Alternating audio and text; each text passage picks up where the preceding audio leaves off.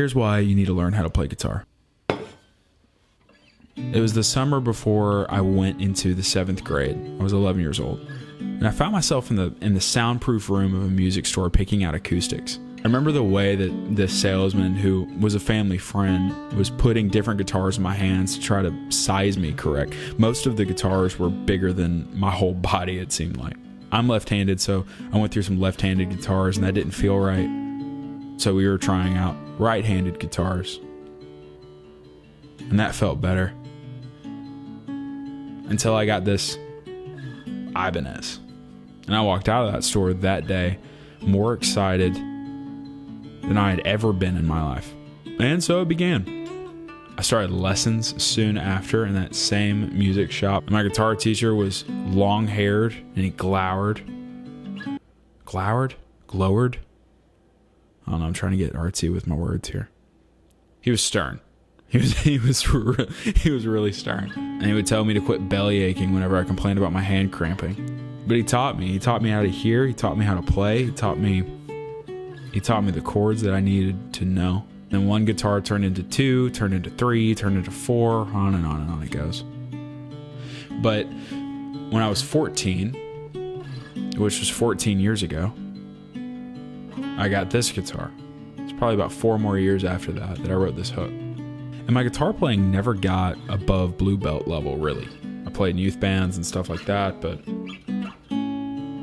over the past 5-6 years, the majority of my playing has been alone, in my room, winding down.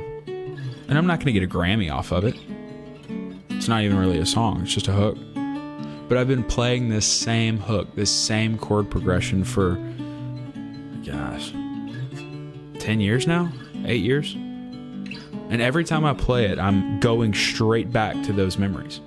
5 years, 6 years, 7 years, 8 years, down to the very month when I played this hook for the first time. I can remember the way the campfire smelled whenever I played it for other people for the first time. I remember the reactions that I got. And they weren't even big reactions, it was just some head nods. I remember forgotten Thursday nights. And the guitar itself has been through it. It's got dings, it's got scratches, but it really means the world. Its resale value is less than a pair of Jordans, but I wouldn't sell it for anything. Because it's one of those things that every time I look at it, every time I pick it up, and every time I play that hook specifically, I'm able to revisit sea anchors of memories. And I'm able to go back to places, conversations, feelings, emotions that I thought I would never be able to access again. So I'm going to keep playing, and it's going to keep sounding pretty much the same. And that's okay. I've made peace with the fact that I'm not going to be the best guitar player in the world. Because I have what every other musician has who has been playing for a long time. I have a time machine. Wow. Oh, I've never played that before.